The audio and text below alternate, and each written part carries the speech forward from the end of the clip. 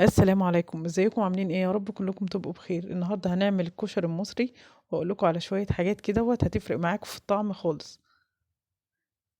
وهقول لك ازاي تخلي البصل يبقى مقرمش اكنه بيتفتفت وبيتكسر في ايدك كده من كتر ما هو مقرمش وطعمه جميل. اول حاجه هنجيب البصل ونقطعه، حاولي تقطعيه رفيع.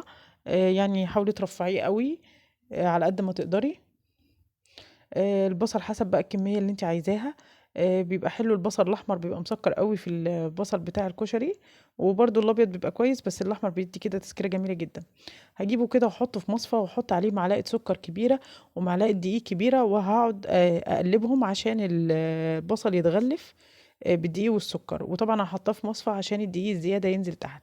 السكر والدقيق هيخليه يطلع بصل مقرمش. وهنجيب بقى زيت نوعه نظيف، يعني يكون كويس كده، عشان ده اللي هنعمل منه بقية الكشري وهنزله فيه. وجبت هنا هو عدس بجبة، نقعاه نص ساعة وهسلقه نص سلقة في مية. المية دي هيكون فيها كمون وملح. ماشي. وهنحط بقى المكرونة بتاعتنا تتسلق، النوع بقى اللي انت عايزاه. عايزة تحطي سباكيتي ومكرونة صغيرة، عايزة تحطي المرمرية اللي انت عايزاها. هنسلق المكرونة كويس كده لحد ما تستوي. بصوا البصل طلع مقرمش ازاي. اهم حاجه تحطي معلقه السكر ومعلقه الدقيق، والزيت يكون غزير. وطبعا الزيت طبعا لازم يكون نوع كويس، لان انا هسوي منه كل بقيه الحاجه. دلوقتي شايفين العدس اهو، خلاص انا بتك عليه عشان اشوفه. هصفيه وهحطه على جنب. هاخد شويه من الزيت اللي انا قليت فيه البصل، وهعمل فيه التسبيكه بتاعه الطماطم. حطيت معلقه توم كبيره زي ما انتم شايفين كده مفرومه، وهسيبها لما تبقى لونها ذهبي. انا مش عايزاها تبقى غامقه، انا عايزاها لونها ذهبي كده. حلو. وحطيت عليها، بص انا صفيت بقى العدس ابو جبه بوريهولكوا، وحطيته في مصفى صغيره وركنته على جنب. حطيت بقى معلقه كزبره صغيره كده وشوحتها، ونزلت بربع كوبايه خل بعد كده. وخدت من التومه دي معلقه كده على جنب، هقول لكم هنعمل بيها ايه. دي ربع كوبايه خل تقريبا. سيبها تغلي كده غلوتين. بعد كده هنزل بقى ايه بالطماطم اللي انا ضربها جامد جدا. لو من الخلاط بتاعك ما بضربهاش قوي، فهتضطري ان انت تصفيها. يعني يفضل تبقى الطماطم متصفيه. حطيت حبه سكر وحطيت شطه وحطيت كزبره، ونحط الكمون. ما بحطوش في الاول عشان ما يتحمرش ويمرر.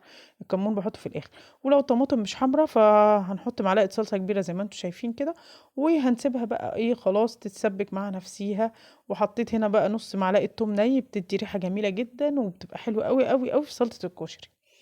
وخدت برضو كبشتين كده من الزيت بتاع تحمير البصل، وحطيت فيه هنا نص كوباية شعرية. وهحط بعديهم الرز وهحمرهم، اشوحهم كده عشان يبقى مفلفل. بعد كده بقى هنزل بالعدس بجبة اللي انا سلقاه ده اصلا نص سلقة عشان يكمل سواه.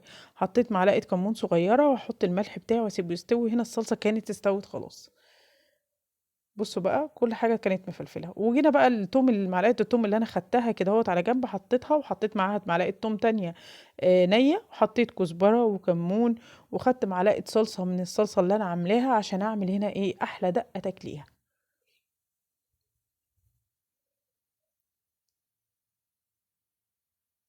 بعد كده بقى هنزل بالخل. كمية الخل دي هحط قدها مرتين مية. طبعا بنملحها. وهنحط عصرة ليمون. جبت ليمونة كبيرة كده هتديها مزازة جميلة. وزودت عليها بقى المية السخنة. هنحط قد كمية الخل مرتين مية.